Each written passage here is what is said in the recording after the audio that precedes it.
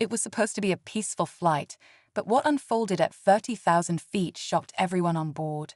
A successful black woman, seated in first class, requested headphones, something standard for premium passengers. But instead of a simple handover, she was met with condescending remarks and outright denial. The tension in the air was palpable as other passengers watched in stunned silence, unsure of how the situation would play out. Was this just an oversight or something deeper and more troubling? What no one realized was that this woman wasn't just any passenger. She had the power to change everything, and in just a few minutes, she would do exactly that. Stay tuned to hear how this first-class injustice led to an unexpected turn of events that left an entire crew out of a job and taught a powerful lesson about respect and equality. As the plane cruised smoothly above the clouds, the woman sat quietly in her seat, her expression calm but her mind racing. She had worked hard to earn her place in the world, and moments like these, where she was made to feel small for no reason, were all too familiar. The flight attendant's tone had been dismissive, her smile thin and insincere. Other passengers in first class had received their headphones without hesitation, yet here she was, left empty-handed and with no explanation. Who was this woman? A highly respected executive, known for her composure and ability to handle even the most stressful situations. But today, something felt different. She wasn't just thinking about herself, she was thinking about what this moment represented. As the crew carried on as if nothing had happened, she quietly reached for her phone. No one could have predicted what was about to happen next. The atmosphere in first class was uneasy. Some passengers had noticed the interaction and exchanged uncomfortable glances, while others buried themselves in their books or laptops, pretending not to see.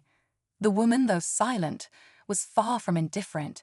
She replayed the moment in her mind, the dismissive attitude, the refusal, a lack of accountability. It wasn't about the headphones anymore, it was about the principle, the casual disrespect. The flight crew moved up and down the aisle, their smiles polished but their eyes avoiding hers. She observed how they treated the other passengers, how the tone of their voices softened for some but seemed sharper when directed at her. Was this a pattern? She wondered if this was how they operated when they thought no one was paying attention. With a subtle but confident motion, she opened her email app. This wasn't just about her anymore.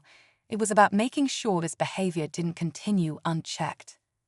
As the flight continued, the tension only grew thicker. The woman remained poised, but there was a quiet fire in her eyes. She had spent her career navigating spaces where she wasn't always welcomed, and today was no different. Her fingers moved swiftly across her phone, drafting a detailed email to the airline's executive team. With every word, she outlined what had happened, how she'd been singled out, how the crew's dismissive attitude wasn't just unprofessional, but deeply insulting. Meanwhile, whispers began to ripple through the cabin. A couple of passengers nearby exchanged words, their glances darting toward her. Even the flight attendants seemed to sense that something was brewing, though they kept their distance. One of them nervously adjusted their uniform before approaching her seat. But before they could speak, she raised a hand calmly, stopping them mid-step. The quiet confidence in her demeanor sent an unmistakable message. She wasn't letting this go. Back on the ground, her email reached inboxes that mattered. Unknown to the crew, the airline's leadership was already being looped in, and the ripple effects of this moment were about to hit them harder than they could imagine. Just as the woman settled back into her seat, confident her message had been sent, an unexpected announcement crackled through the cabin. The captain's voice, calm but firm, requested a word with her in private. Passengers exchanged puzzled glances, some even craning their necks to see her reaction. She felt the weight of dozens of eyes on her as she stood, her movements deliberate, and followed a flight attendant to a small area near the galley.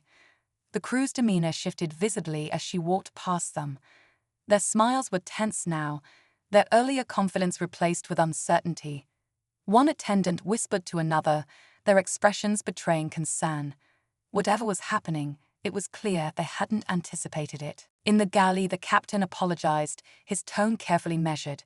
He claimed there had been a miscommunication, but avoided looking her directly in the eye. It wasn't just the avoidance that caught her attention, it was the faint tremor in his voice. Something bigger was unfolding, and she could feel it. She asked a single question, sharp and pointed. Why was I treated differently? The captain hesitated, but before he could answer, another attendant rushed in, holding a tablet. The screen displayed something that caused both of their faces to pale. The woman didn't need to see it to know. Her email had started a chain reaction, and it was only the beginning. The captain's hesitation was all the confirmation she needed. The woman stood tall, her calm presence commanding the small space. "I suggest you handle this now before it gets worse," she said firmly, her voice unwavering.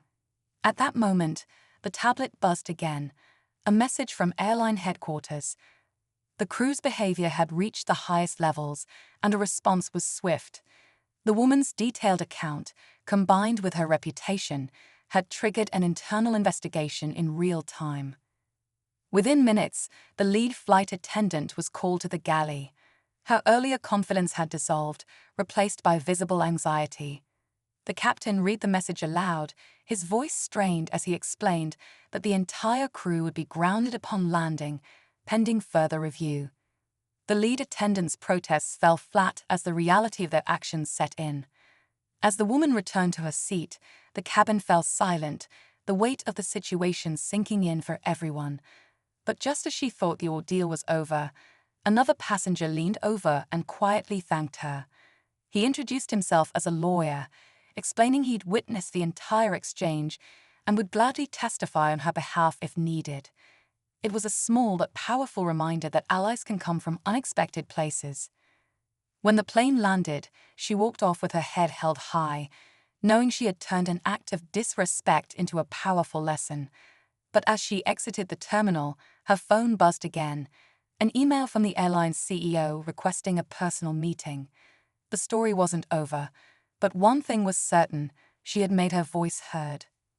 A week later, the woman sat in a sleek conference room across from the airline's CEO. He personally apologized for the incident, acknowledging the deeper issues it highlighted.